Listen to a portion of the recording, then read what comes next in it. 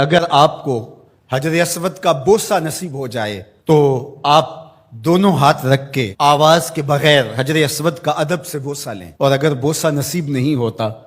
رش زیادہ ہے، تو حجر اسود پہ ہاتھ رکھ کے ان ہاتھوں کو چوم لیں، اور اگر یہ بھی ممکن نہیں ہے تو حجر اسود پہ چھڑی لگا کے اس چھڑی کے سرے کو چوم لیں، اور اگر یہ بھی ممکن نہیں، رش زیادہ ہے، تو دور سے ہی اپنی تلیاں سیدھی کریں حجر اسود کی جانب، اور جب رخ سیدھا ہو جائے، ایک وہمی گمانی تصوراتی نسبت پیدا ہوئی، اب حجر اسود کو آپ کی تلیوں نے چھوا نہیں بلکہ اس کا رخ حجر اسود کی طرف ہوا، ان تلیوں میں اتنی برکت آ گئی، اب ان تلیوں کو چوم لیں، ان انگلیوں کو چوم لیں، اس لیے کہ ان کا رخ تو حجر اسود کی طرف ہوا تھا۔ تو جس پتھر پر میرے حضور کے ہونٹ لگے، جس پتھر پر میرے حضور کے لب لگے، اس پتھر کو چومنا بھی عبادت قرار پایا، اور پھر اگر تمہیں چومنے کا موقع نہیں ملتا، ہاتھ لگا کے ان ہاتھوں کو چوم لو۔ اچھا ہاتھ بھی نہیں لگ پائے، چھڑی کو چوم لو، چھڑی بھی نہیں لگ پائی، دور سے اشارہ کر کے اس کی سیدھ میں، اور پھر ان ہاتھوں کو چوم لو کہ جس پتھر پر حضور کے لب لگے ہیں اس پتھر کی طرف ہمارے ہاتھ سیدھے ہوئے ہیں، اب ان ہاتھوں کو بھی چوما جائے گا۔ پھر جس گلے کو رسول اللہ نے چوما، کیسے ہمت پڑی کہ اس گلے کو کاٹ دیا جائے؟ نہیں، وہ فقط گردن حسین نہیں تھی، نہیں، وہ فقط گردن حسین نہیں تھی، رسول کے بوسے کاٹے ہیں تیرے خنجر نے، تم نے رسول کی بوسہ گاہ کاٹی ہے۔ مسح النبی جبینہ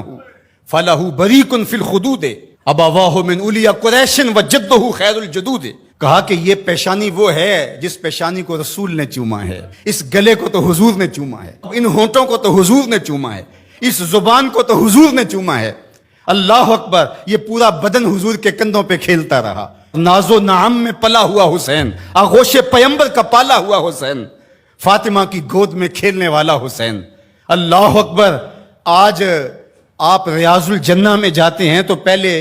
ایپ ڈاؤن لوڈ کرنا پڑتی ہے، اور پھر وقت لینا پڑتا ہے، پھر لائن میں لگ کے آپ کو ریاض الجنہ میں آدھا گھنٹہ ٹھہرنے کا موقع ملتا ہے، لیکن حسین کے گھر کا دروازہ ریاض الجنہ میں کھلتا تھا۔ جو کھیلنے کے لیے نکلے تو سامنے مسجد نبوی کا صحن ہے، کبھی پیغمبر کی گود ہے، کبھی زہرا سلام اللہ علیہا کی گود ہے، کبھی مولا کائنات کی گود ہے، یہ حسین ابن علی ہیں۔ حضور علیہ السلام گزرتے ہیں اور حضرت امام حسین رو رہے ہیں، تو آقا کریم نے فرمایا حسین کو چپ کرواؤ، اس کا رونا مجھے اذیت دیتا ہے۔ تو بتائیے کہ جب نیزوں پہ حسین ابن علی کو پرویا گیا تو گنبد خضرا میں حضور کی کیفیت کیا ہوگی؟ جن کے دم سے دین کا بھرم قائم تھا، جو چراغے اہل وفا ہیں، جو رسول اللہ صلی اللہ علیہ وآلہ وسلم کی شبیہ تھے، جو عکس جمال مصطفیٰ ہیں، جن کو دیکھ کے محمد عربی یاد آتے ہیں، جو حضور کی گود کے پالے ہوئے آغوش پیمبر کے پروردہ ہیں، جنہیں حضور اپنا لعاب عطا کرتے ہیں۔ آج اسی حسین کو، پیغمبر کے نواسے کو، 3 دن کے اس پیاسے کو کربلا میں ذبح کرنے کے لیے اسی رسول کی امت نیزے اور برچیاں لیے ٹوٹ پڑی ہے۔ ایک نے نیزہ ماریا وچ سینے، دوجے تیراں دا می برسان لگ پے، وال کعبے دے سجدہ کرنے والے ہتھی آپ ہی کعبے نو ٹان لگ پے۔ بے مروت بے وفا تیرا بھی کیا افسانہ ہے، جس نے اپنی ہی شمع کو گل کیا تو وہ پروانہ ہے۔ حسین تو دین ہے، آپ دین کو ڈھا رہے ہیں۔ دین است حسین، دین پناہ است حسین، حسین منی و انا من حسین، حسین مجھ سے ہے اور میں حسین سے ہوں۔ نبی نے جس حسین کو کہا کہ وہ مجھ سے ہے، آج اسی حسین کو کربلا کے ریگزار میں ذبح کیا جا رہا ہے۔ ادھر سے تیر، ادھر سے تلواریں، ادھر سے نیزے، ادھر سے بالے، ادھر سے برچیاں،